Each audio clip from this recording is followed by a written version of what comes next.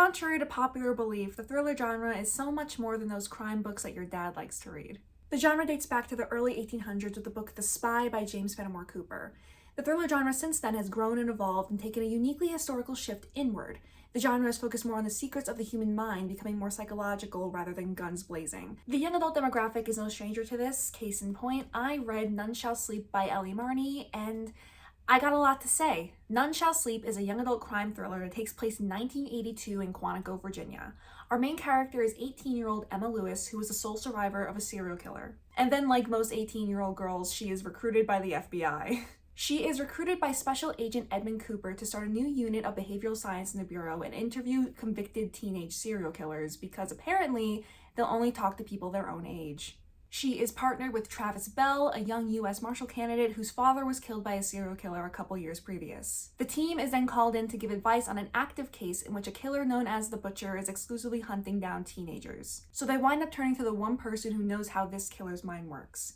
Teenage convicted serial killer Simon Gutmanson. It's revealed that he's the one who killed Travis's father, and to make things even more difficult, he'll only speak to Emma. So, one serial killer is on the loose, and now a young girl involved with the FBI has to interview another serial killer to help solve the case. If this sounds familiar to you, good, because this is just Silence of the Lambs, which I also have a lot to say about. If you've seen quite literally any of my videos or just talk to me in general, you know I love the Hannibal Lecter series. I love the books. I love the movies. Don't get me started on the TV show. We'll get to that later. But I don't really think I bring it up that much. I only started reading this because I'm watching Hannibal, because I'm currently watching Hannibal Lecter series. I've been reading the Hannibal series. This is a Hannibal Lecter book, Imagining Hannibal. Oh my god, dude, I love Hannibal. I care about Hannibal. Anyway, Silence of the Lambs was written by Thomas Harris in 1988 and is known as one of the most popular thriller books of all time. Everyone and their mother has at least heard of the 1991 film version, which was actually the first movie in the genre to win not only Best Picture, but several other Academy Awards. So it's no secret that the thriller genre is very much alive and well today, but it's the formula that Harris crafts that None Shall Sleep follows. Now, I was really intense while reading this book. I got these tabs. There's a lot of them. They're all different colors because they have different meanings, and they match the book because I am nothing if not organized. I also made a lot of annotations. I underlined lines that I like and I wrote in the margins, and I made really important, intelligent analyzations such as slay, that's crazy, and my personal favorite, Cooper gets bitches. But a big majority of these tabs, specifically the lighter blue ones, are connections that I made to either Harris's original works or the movies or the show. I also noticed that Marney takes heavy note of Harris's character and story structure. Specifically in his books Red Dragon and Silence of the Lambs, Harris opens up with his main character being recruited. We then follow that main character for about 90% of the book, and the plot unfolds around them. Until halfway through the book, the point of view changes to the antagonist. Every few chapters we cut away from our main character and we focus on the darker forces that they're trying to find. Red Dragon does push this a little bit further, cutting away from the main character of my man Will Graham and focusing more on Francis Dollarhide or the Red Dragon. Silence of the Lambs does the same thing. We focus on the main character of Clarice Starling for a majority of the book, but every once in a while we'll cut to Buffalo Bill doing his weird shit. It rubs the lotion on its skin or else it gets the hose again. None Shall Sleep follows the exact same thing. We follow Emma for a big majority of the book, but about halfway through we have a random chapter from the point of view of some random man. We find out that this is the villain, the Butcher, and then it cuts right back to Emma doing her thing, and you're left sitting there like, oh, I have all this information now. She doesn't know this, and then it drives you crazy. It's really cool to experience knowing something that the characters don't. Harris and Marney both build suspense in very similar ways, and it's very effective. I feel that Marney also emulates Harris's writing style. Harris writes everything super quick paced while still managing to expand upon plot and descriptions. His dialogue is absolutely gorgeous and feels natural and has some of the best written lines I've read in a very long time. The dialogue is all quick and accurate, and every character has their own very distinct way of speaking that bleeds in through their dialogue. Like, I feel you don't even need to read the dialogue tags to know who's speaking at some points. A really big pet peeve of mine is when younger characters sound too much like adults. Marney captures a character's youth and intelligence through her dialogue perfectly. What I think highlights this idea best is the scenes between Emma and Simon when she's interviewing him at the institution. Emma is very smart, but she's also young and hot-headed. Simon is also young, but he's also a genius and a sociopath, so the manipulative little cat and mouse game that they play really shines through their dialogue. It's interesting to me. There was a moment, wasn't there? When you decided you'd rather die than be Huxton's bride. And then you realized you'd rather fight than die. Yes. What was that moment? I don't remember. I'm sure you do. Let's go back to it. You are held in a basement, weren't you? Was it dark? Yes, it was. There was a sliver of light that came through a gap in the boards of the door. I can see you just remembered that. And the light was important? It meant there was an outside. Yes, an outside. An escape route. That must have been tantalizing. Vicky and Tammy were afraid of the light. They were afraid of the door opening. A lot of light meant he was on his way down. And that would be very bad. Yes. Were the other girls catatonic by that stage? Had they lost their capacity to reason? Tammy was... she couldn't walk. She tried to rebel, didn't she? Yes, and he cut off her foot. Yes. And Vicky couldn't function so good. He already had her for 2 weeks. Yes. She would have been completely tattered by then. But you were still functioning well. I was the last girl he caught. He only had me for 3 days. So it was fortuitous circumstances. You were still fresh. He didn't have a chance to starve you for very long, and you still remembered what it felt like to be free. Plus, you had some skills that the other brides didn't have. The other girls were all from the city. I grew up in the country. You had a certain mental toughness. I guess. There's no guessing. Here you are. You didn't go into shock and shut down. And had something else too. Do you know what it was? Not really. It's the same quality that keeps you running, Emma. That keeps you pounding the track every day. It's what will save you in the end. But go back for me. How did you and Vicky and Tammy learn each other's names? Our cages were pushed together. We could whisper. We can reach out and touch each other's hands. I can reach out from my cage and touch your hand right now. Don't. Shout out to my friend Franco in London for lending me his voice for Simon's parts because I cannot do a British accent. But it's scenes like that make it really immersive. One of the reasons I love Thomas Harris's works is because of the conversations that he writes. The scenes between Hannibal and Clarice in Silence of the Lambs will have you holding your breath, and it translates so well from page to screen.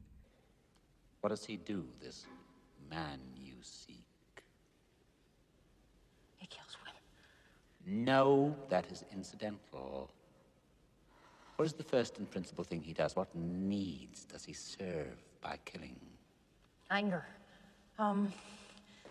Social acceptance and sexual frustrations. No, he covets.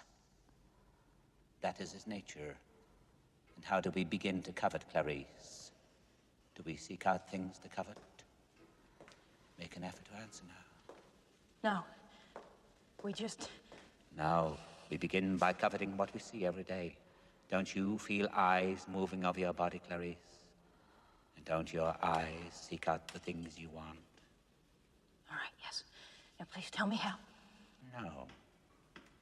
It is your turn to tell me, Clarice. You don't have any more vacations to sow.